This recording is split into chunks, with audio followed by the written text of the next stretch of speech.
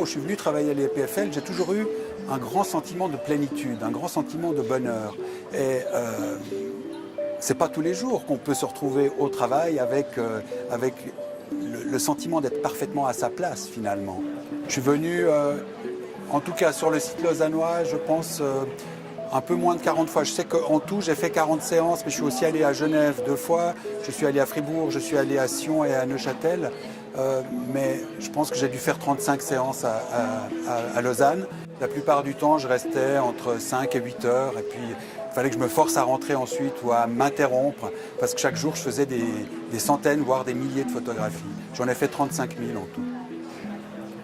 Dans les lieux comme cette école où il y a une grande animation permanente, ce qui est fantastique, c'est que évidemment, on peut avoir la chance de réussir beaucoup d'images, tout en sachant qu'on en rate en même temps énormément. Parce que ce que je vois devant moi, c'est qu'une petite partie du monde photographiable possible.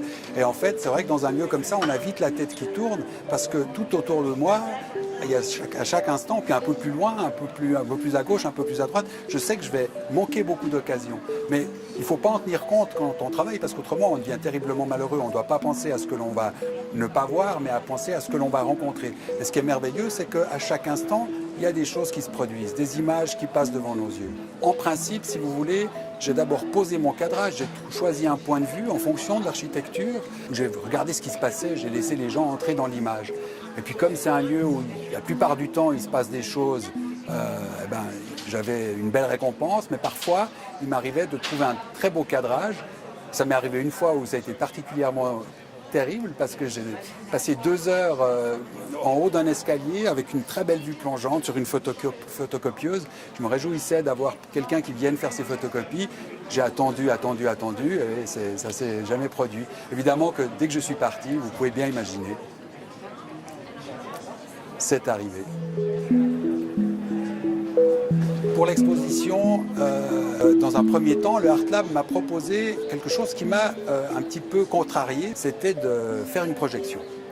Et j'ai d'abord un petit peu résisté en disant bon, d'accord, je vais réfléchir, mais vraiment, peut-être que j'aurai une autre contre-proposition à vous faire. Pas de problème, allons-y, réfléchissez.